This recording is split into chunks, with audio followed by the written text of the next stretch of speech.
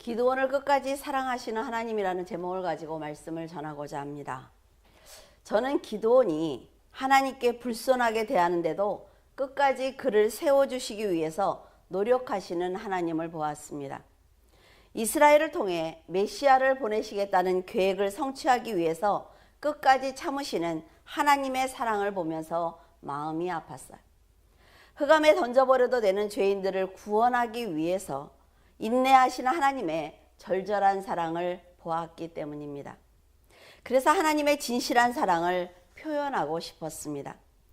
기드온이 이런 하나님을 만나고도 끝까지 하나님을 시험하는 모습을 보면서 이 기드온의 신앙이 바로 저희들이 가진 신앙이라는 것을 알기에 더욱 죄송한 마음이었습니다. 성도들에게 이런 하나님을 어떻게 하면 전할 수 있을까 고민하다가 우연히 어떤 분이 올린 글을 읽게 되었습니다. 그분의 사연을 제가 설교의 예화로 사용한 것을 보시고 그분의 마음이 상하지 않기를 바랍니다. 그분의 가족은 여행에서 돌아오다가 교통사고를 크게 당했다고 했어요.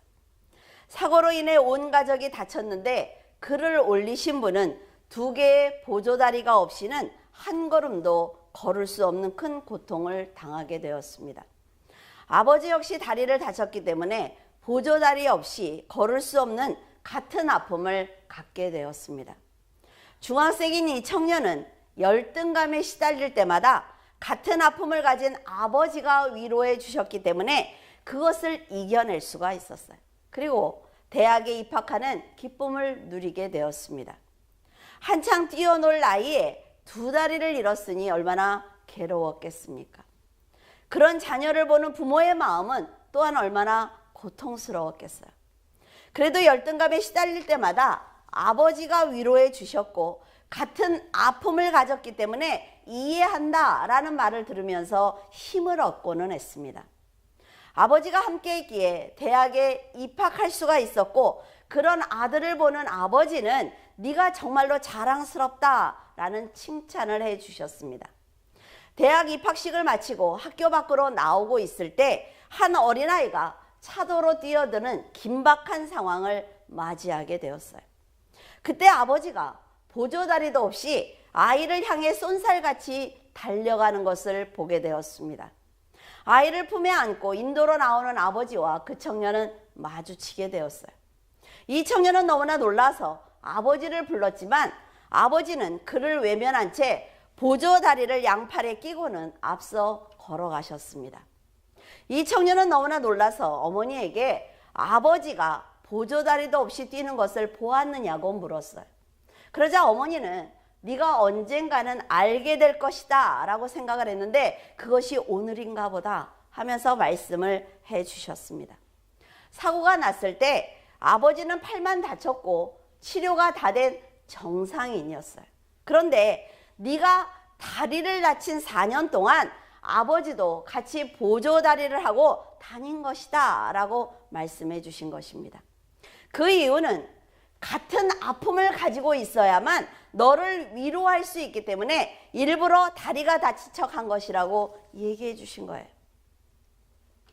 그 청년은 울면서 무엇 때문에 아버지가 그런 고통을 감수해야 됩니까? 라고 묻자 아버지는 아픈 너를 위로할 수 있어서 아주 기뻐하셨다라고 말을 해 주었습니다. 이 청년은 같은 아픔을 가지고 있었던 그 아버지가 위로해 주었기 때문에 힘을 받은 것은 사실입니다. 자식이 당할 고통을 알기에 보조다리를 짚고 다니면서도 그 고통을 이해하려고 했던 아버지의 마음을 우리는 이해할 수가 있습니다. 청년은 자신의 삶이 비참할 때마다 같은 아픔을 가진 아버지의 품에 안겨서 실컷 울었다고 했어요. 이제야 그때 아버지의 마음이 얼마나 아팠을지 청년은 깨달은 것입니다.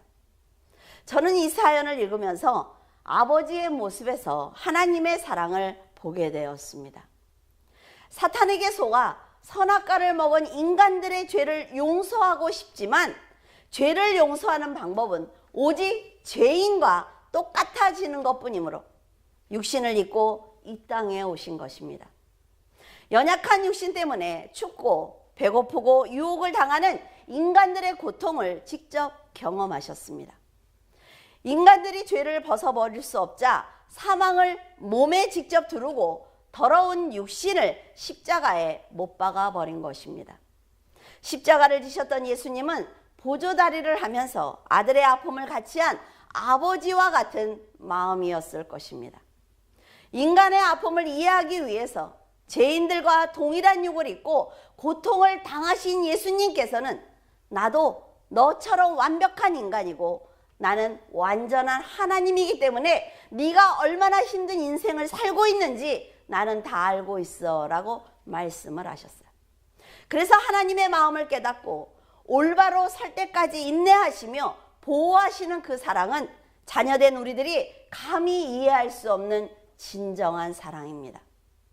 자녀들의 구원을 위해서 채찍을 맞고 찢기기도 하면서 끝까지 인내하셨던 그 사랑을 우리가 보답하는 길은 우리가 빨리 깨닫고 거룩한 삶을 살아드리는 것입니다. 그 청년도 아버지의 마음을 깨달았을 것이므로 대학생활도 열심히 할 것이고 세상에서 뒤떨어지지 않는 멋진 삶을 살기 위해서 노력할 것입니다. 이런 모습이 바로 그 아버지가 원하던 삶이라 말이죠. 청년은 아버지의 희생을 생각하면서 고난을 만나도 능히 헤쳐나갈 것입니다. 하나님께서도 성도들이 믿음으로 담대하게 살아주기를 원하고 계십니다. 성도들의 부족한 부분은 채워주실 수 있다 말이지요. 하나님이 우리가 연약한 모든 부분은 다 채워주실 수 있는 그런 능력을 가지고 계십니다. 그렇기 때문에 하나님의 뜻을 우리가 이해하고 순종한다면 성도들은 아주 멋진 인생을 살 수 있습니다. 자신이 누리던 모든 영광을 놓고 사탄의 유혹을 받는 연약한 육신을 입은 하나님의 절절한 사랑을 여러분이 알아들이기를 원합니다.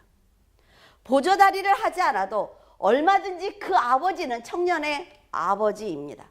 하지만 그 고통을 나누기 위해서 4년 동안 보조다리를 하고 다닌 아버지의 사랑처럼 하나님의 사랑은 우리가 감히 따라갈 수 없는 절절한 사랑입니다. 이처럼 보좌에 계셔도 우리는 감히 바라볼 수 없는 전능하신 하나님이에요. 하지만 연약한 육신을 가진 그 피조물을 살리기 위해서 자신을 희생하신 예수 그리스도의 사랑을 깨달아야만 여러분의 인생이 더 복된 인생이 될 수 있는 것입니다. 그런 사랑을 갖고 계신 하나님께서 기드온을 사사로 세워주시기 위해서 이 땅에 오셨어요. 그리고 기드온 앞에 서신 것입니다. 그런 하나님을 만난 기드온이 지금 불손하게 대하는데도 하나님은 인내하시며 그를 품어주고 계신 것입니다. 기드온이 하나님을 인정할 수 없다고 말할 때에도, 그리고 자기가 예물을 가지고 돌아올 때까지 기다려주면 내가 당신을 하나님으로 인정하겠다, 이렇게 어이없는 말을 할 때도 하나님은 그 자리에서 기다려주셨습니다. 하나님께서는 사람들이 얼마나 연약하고 부족한지 아시기 때문에 택함받은 그 사람이 온전한 사명을 감당할 때까지 기다려주시는 것입니다.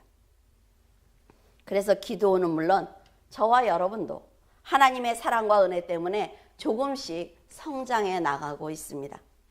25절에 보면 그날 밤에 여호와께서 기드온에게 이르시되 내 아버지에게 있는 수소 곧 7년 된 둘째 수소를 끌어오고 내 아버지에게 있는 바알의 제단을 헐며 그 곁에 아세라상을 찍고 또 이 산성 꼭대기에 내 하나님 여호와를 위하여 규례대로 한 제단을 쌓고 그 둘째 수소를 잡아 내가 찍은 아세라 나무로 번제를 드릴지니라 하시니라.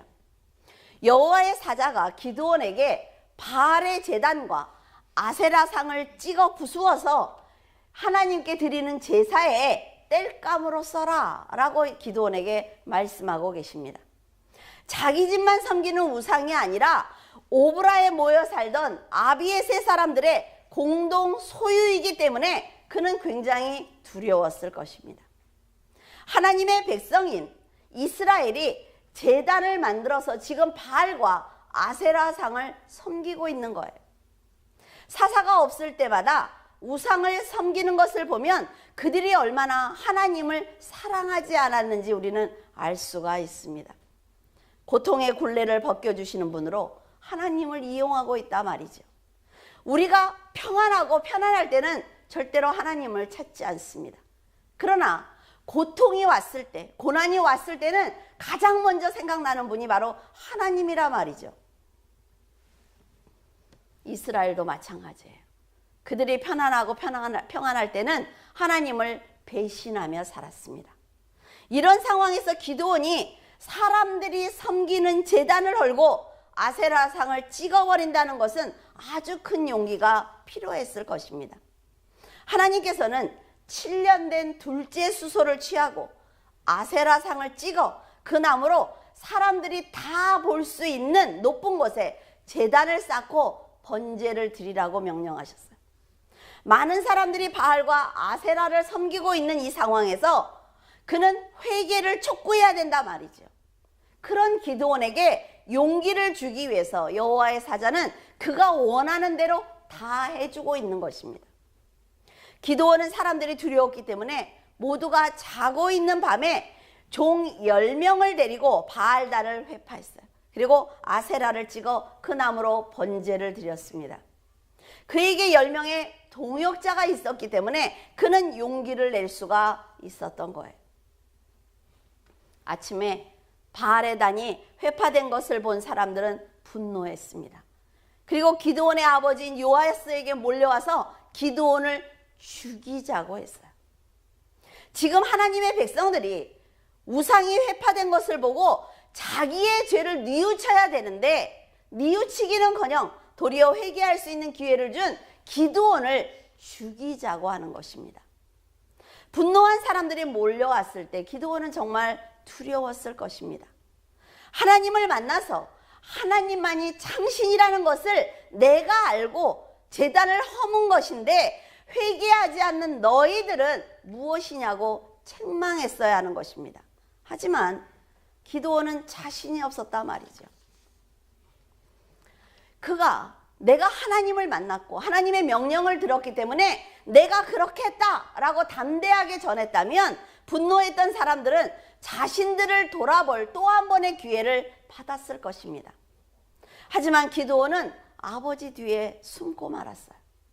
이때 요아스는 기드온을 꾸짖기는커녕 분노한 사람들을 향해 너희가 이번에 누가 참신인지 알아볼 너무나 좋은 기회를 얻은 것 아니냐라고 말하고 있습니다. 만약 바알이 참신이라면 기드온은 마땅히 죽을 것이고 하나님께서 참신이라면 기드온은 온전할 것이다 라는 아주 지혜로운 말을 했습니다. 아주 위험한 상황에서 아버지의 지혜가 그 아들을 살린 거예요. 이런 요아스의 지혜를 볼 때 기드온이 그토록 의심이 많고 연약한데도 하나님께서 기드온을 택하신 이유를 조금은 알 것 같습니다. 여러분도 아들을 살린 요아스처럼 하나님의 지혜로 생명을 살리기를 바랍니다. 기드온은 하나님의 명령대로 제단과 아세라상을 부수었으므로 백성들에게 우리가 하나님을 버렸고 우상을 섬기는 죄를 지었다라고 선포해야 했습니다.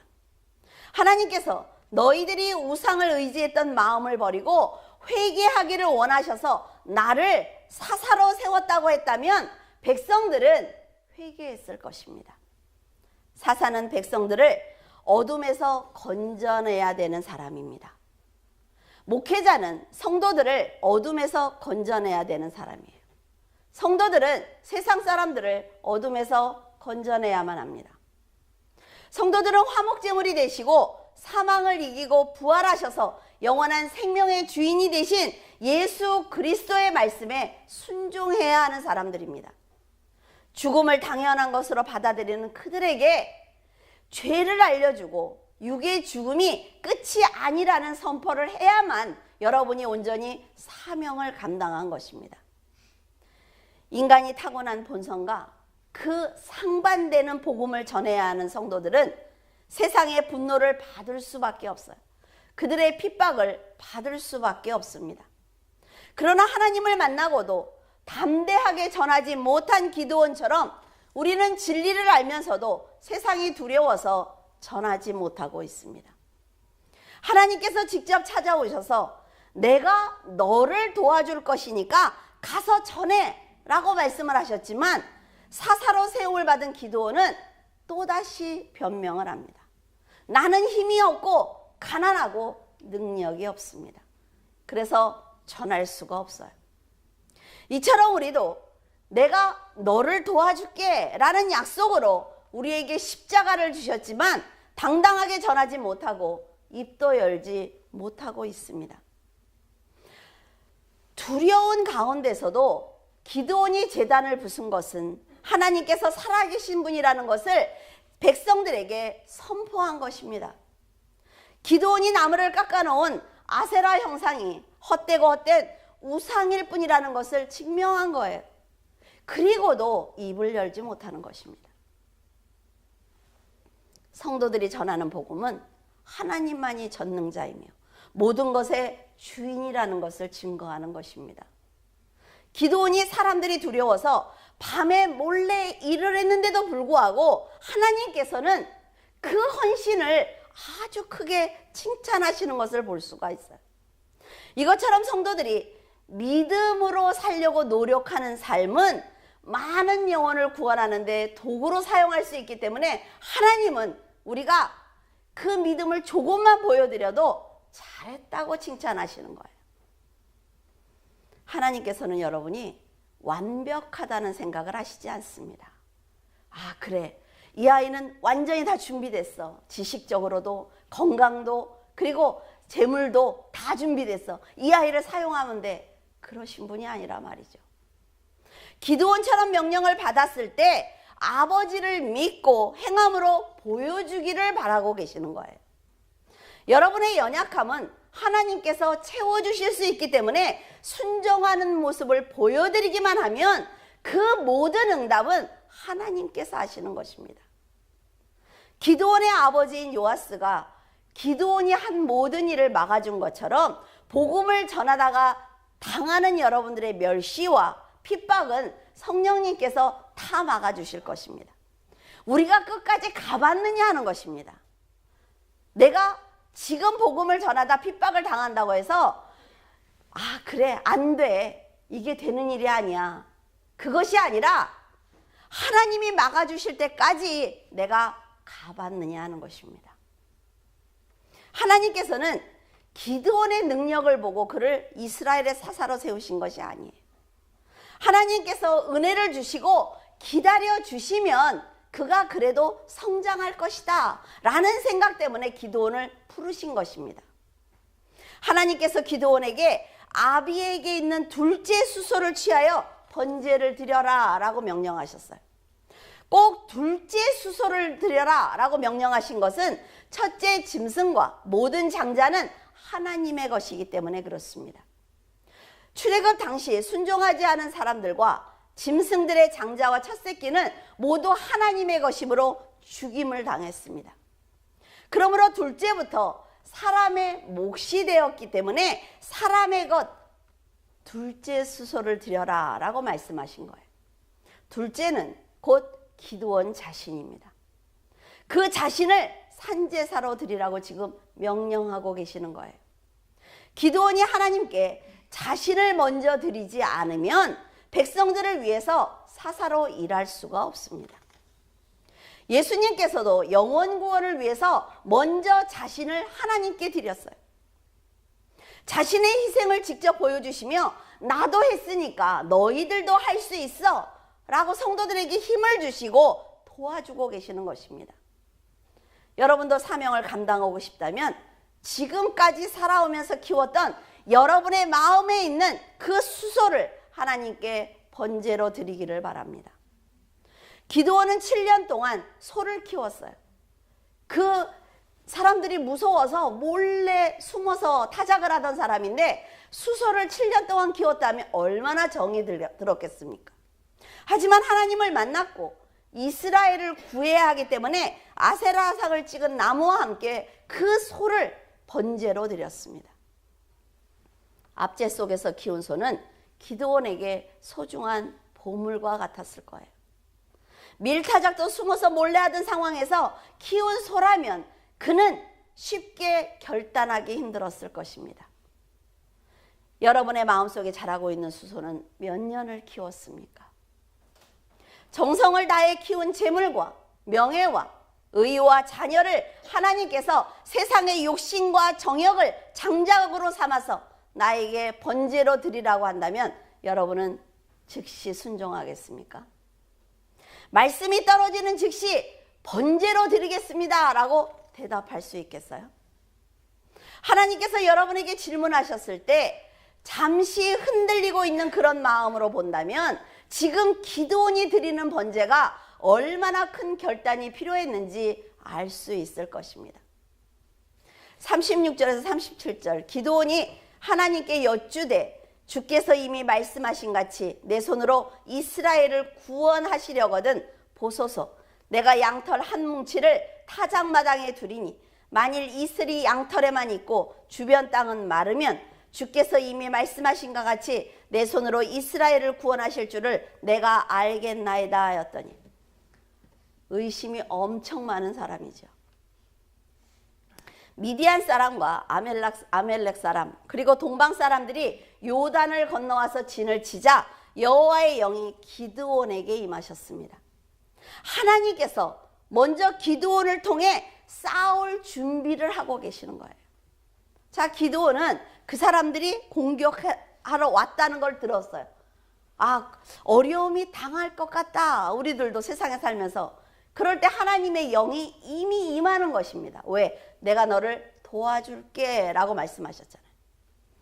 기드온이 나팔을 불자 아비에셀이 그의 뒤를 따랐고 사자들은 므낫세와 아셀, 스불론과 납달리에 보내자 그 무리들도 모두 올라와서 그 기드온을 영접했습니다. 하나님께서 기드온을 높여주시면 사람의 영은요 다 압니다. 아, 하나님께서 저 사람을 세워서 사용하시려고 하는구나. 안다 말이에요. 온 이스라엘 백성이 기드온을 사사로 믿고 그를 영접해서 높여준 것입니다. 이것이 바로 하나님의 사랑이며 사람을 세워주시는 하나님의 방법입니다. 여러분이 알아야 하는 것은 이때 절대로 교만하면 안 된다는 거예요. 제가 보면 꼭 여기까지는 잘 올라와요. 최선을 다해서 열심히. 근데 하나님이 세워주면 넘어져. 너무 안타깝죠. 여호와의 영이 기드온에게 임했기 때문에 하나님께서 그를 사사로 세우셨다는 것을 이스라엘 백성이 알고 따르는 것입니다. 그런 하나님의 의를 모르고 교만을 갖는다면 사사의 사명을 끝까지 감당할 수 없습니다. 기드온은 지금까지 자신을 지켜주셨던 하나님의 은혜를 받고도 또다시 하나님을 시험하고 있습니다. 자신이 드리는 예물도 받으셨고 죽지 않을 것이라는 약속도 받았어요. 백성들에게 사사로 높임을 받는 축복도 지금 받고 있습니다. 그런데 또다시 내 손으로 이스라엘을 구원하시려는 계획을 당신이 가지고 계신다면 이 시험까지 통과해달라는 부탁을 드리고 있습니다. 이제는 하나님을 믿고 나가서 싸운다면 승리할 수 있는데 기드온은 왜 끝까지 하나님을 시험하는지 너무나 안타까워요. 이런 행동은 믿음을 오래 간직하지 못하는 사람들에게 일어나는 현상입니다. 하나님께 문제를 해결해 달라고 기도하면 하나님은 무조건 해결해 주십니다. 여러분들이 기도하시라 말이죠. 그런데 안타깝게도 사람들은 응답을 받은 그 순간만 세상을 다 가진 것처럼 기뻐하고 충만하다는 거예요. 자, 응답을 받았어요. 너무 신나죠. 사람들에게 간증합니다. 하나님께서 나에게 이런 은혜를 주셨다고. 하나님이 날 이렇게 사랑하신다고 자랑해. 그러다가 또 다른 작은 문제가 생기면 또다시 하나님께 옵니다. 당신이 나를 구원하고 싶거든. 이 문제를 해결해서 나를 사랑하고 있다는 걸 보여달라고. 이것이 지금 우리라 말이죠. 물론 하나님께서는 기드온의 이런 시험에 응답하지 않아도 되는 분이에요. 응답하지 않아도 이스라엘을 구원하실 수 있는 분입니다. 우리의 어리석은 기도에 응답하지 않아도 되는 분이며 굳이 저와 여러분을 구원하지 않아도 상관이 없는 분이에요. 하지만 하나님께서는 기드온에게도 저와 여러분에게도 응답을 해 주셨습니다. 기드온의 연약한 믿음 때문에 하나님을 시험하고 있다는 것을 아시면서도 하나님께서는 이스라엘을 구원하시는 것이 목적이기 때문에 기드온의 요구에 응답하시는 거예요. 잘 기억하세요. 여러분의 기도에 응답하시는 것은 어떤 목적이 있어서입니다. 그러니까 기드온은 확신이 없기 때문에 하나님을 시험했지만 하나님은 기드온 때문이 아니라 더 크신 구원의 계획 때문에 기드온을 사용하시는 것입니다. 하나님께서 예수님을 이 땅에 보내시는 그것은 구원이 목적이에요.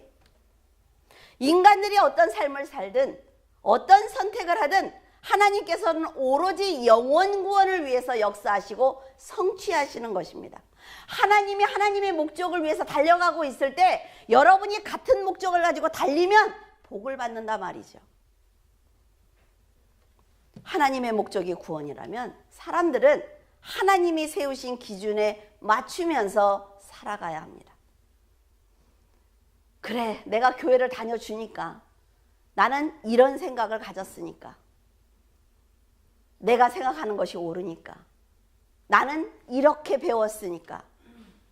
그리고 안 가면요, 하나님은 상관이 없단 말이죠. 왜? 70억 인구 중에 나를 사용하지 않아도 그 누군가 하나님의 목적과 같은 뜻을 가진 그 사람을 세우면 하나님의 일을 할 수가 있어요.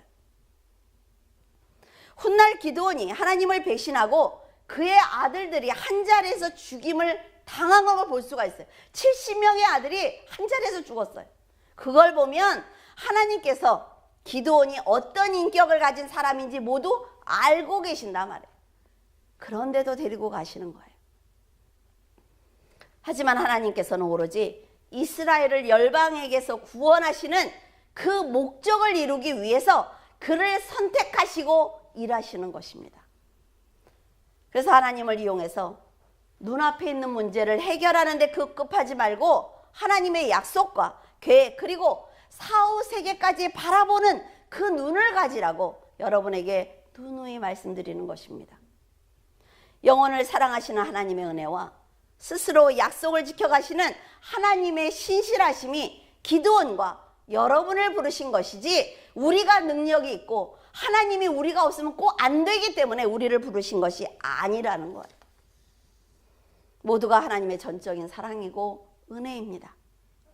여러분이 하나님을 믿고 말씀대로 살아간다면 하나님께서는 아무 조건도 없이 여러분을 천국으로 인도하실 것이며 세상에서 높임을 받고 평안한 삶을 누릴 수 있도록 도와주실 것입니다. 세상이 헛되고 헛돼요. 그렇죠? 재물이 많으면 뭐 하겠습니까? 구원받지 못하면. 그런데 우리 성도들은 그 헛되고 헛된 돈을 벌어야 된단 말이에요. 그래서 그것을 가지고 영혼 구원을 하는데 여러분들이 헌신해야 되는 것입니다. 여러분은 어떤 신앙을 가진 성도입니까? 하나님께서 여러분을 구원하시기 위해서 독생자를 주시는 희생과 아픔을 당하고 계신다는 것을 진짜로 믿고 계십니까? 하나님께서 주신 사명을 감당하기 위해서 여러분은 최선을 다하고 계십니까? 작은 일만 생기면 하나님을 의심하고 말씀을 떠나 자신의 감정에 충실한 사람들은 아닙니까? 여러분, 세상의 작은 일을 크게 보지 마세요. 세상에 어떤 일이 일어나도 그것은 세상의 일입니다. 크게 보지 말아요.